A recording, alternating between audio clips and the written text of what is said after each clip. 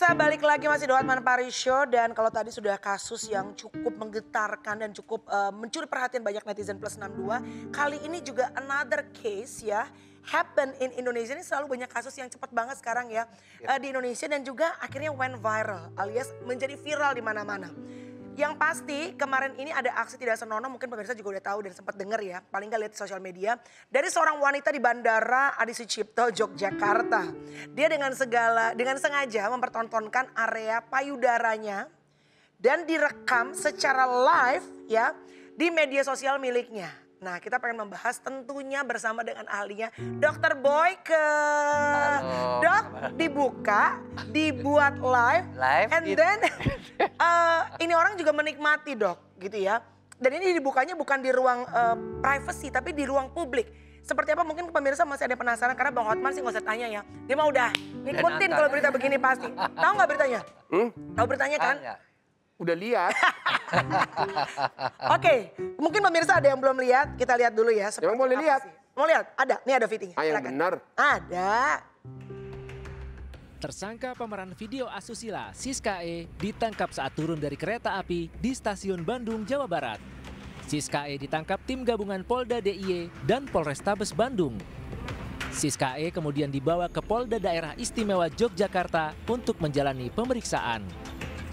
Polisi kemudian menetapkan sebagai tersangka dijerat dengan Undang-Undang ITE dan porno aksi. Kini Siska E masih diperiksa penyidik Polda Daerah Istimewa Yogyakarta untuk mendalami motif aksi tersebut.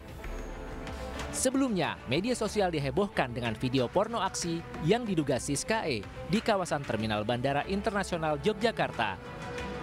Video berdurasi 1 menit 23 detik ini diduga dibuat di Bandara Yogyakarta International Airport 1 tahun lalu.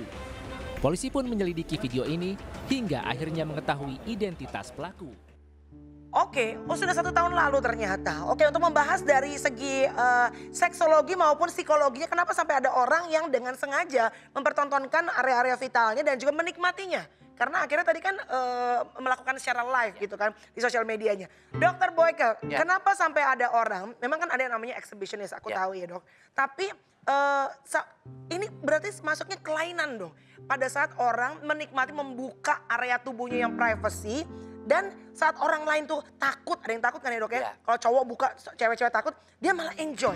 Atau kayak perempuan mau buka payudaranya secara live, dia malah enjoy. Ya. Exhibition Iya betul. Ya, kita masukkan itu kepada parafilia. Parafilia itu adalah pria atau wanita, kebanyakan sih pria ya, 80%.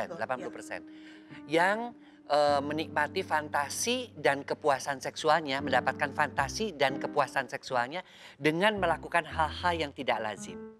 Bisa berupa objek yang tidak lazim, misalnya celana dalam, cium-cium. Kemudian ada juga yang misalnya dia membuat seseorang sakit, inflicting the pain. Yang satu menerima rasa sakit itu, yang satu lagi dia membuat sadomasokis. Okay. Ada juga yang itu actingnya, aktnya ya, jadi artinya aktivitasnya.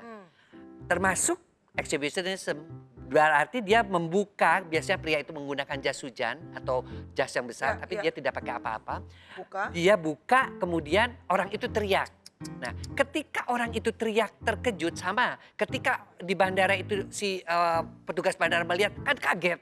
Nah, kekagetannya, teriaknya itulah yang membuat dia arousal. Arousal dia terangsang, kemudian lari ke kamar mandi, dia masturbasi.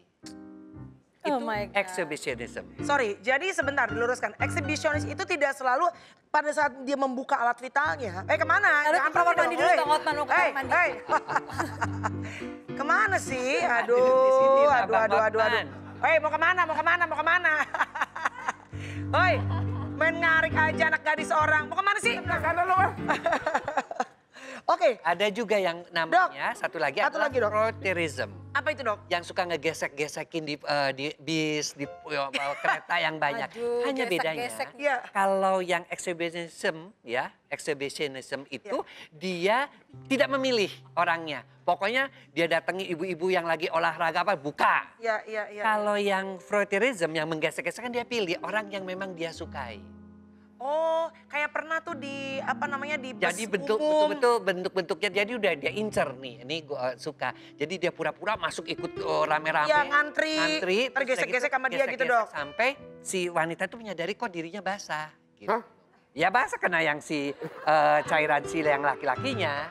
Gitu loh. Itu voyeurism. Karena dasarnya memang mereka itu sudah tidak percaya diri. Jadi ketika dikumpulkan orang-orang yang melakukan exhibitionism itu, mereka itu melihat bahwa satu, mereka pemalu. Pemalu justru. Kedua, pengecut. Dia tidak rasa percaya diri. Iya, iya, iya. Dan dia itu tidak bisa berinteraksi, berkomunikasi yang baik dengan lawan jenis. Ya. Sehingga dia itu melepaskan kekesalannya dengan membuat si wanita itu terkejut, teriak-teriak, ketakutan. Dia baru merasa dirinya, maskulinitasnya, kejantanannya timbul. Kalau pada pria, pada wanita demikian juga. Dia juga mungkin sulit untuk melakukan komunikasi dengan lawan jenisnya. Tapi dia melihat pria-pria mengaguminya, teriak, payudaranya begini, Senang dia. Senang dia. Sebetulnya penyimpangan seksual ini tadi seperti yang sudah disampaikan exhibitionism ya, terus juga ya pokoknya yang kita ini spesifik pada eksibisionis ya. Bisa nggak sebetulnya disembuhkan? Exhibitionism bisa disembuhkan. Tetap beberapa exhibitionism yang ketahuan ya itu lama keluar dari, kan mereka di terapi secara psikiatri ya, bisa terapi macam-macam, aversi segala macam, bahkan ya istilahnya kebiri kimia dan sebagainya macam, itu bisa sembuh ya, asal trauma-traumanya itu bisa disublimasi atau dialihkan. Dok, salah nggak sih? Salah nggak? Salah nggak? Kita laki-laki ya, kita terkenal. Banyak wanita cantik di luar. Banyak duit. Banyak duit, Ya. banyak wanita cantik. Boleh nggak kita di luar itu, nggak apa-apa lah pacaran 1-2, tapi kita ke rumah tetap utuh, bahagia di rumah. Nggak ada masalah. Kak Bella Boleh nggak? curhat. Itu kan pertanyaannya tergantung daripada juga pasangannya. Ya, Kalau pasangannya bisa Nerima nerima nggak ya nggak gitu? masalah. ya nggak tahu, dia nggak tahu. Ya kalau nggak tahu itu cheating, nggak bisa. Tapi kan kita juga harus bilang kalau misalnya pasangannya bisa nerima, kan tadi saya bilang Ya, tentu oke. saya nggak akan Tapi terima. kalau nggak bisa nerima, bisa itu cheating. Karena saya tidak akan tahu, dia tidak akan tahu. Jadi gimana? Jadi total gue nggak boleh nih di luar nih. Kalau menurut saya iya. Mati dia. Kalau menurut saya iya. Jangan kemana-mana pemirsa gitu. Ya sangat lagi top di Hotman Paris Show. Mati deh gue. Jangan kemana-mana, tetap di Hotman Paris Show.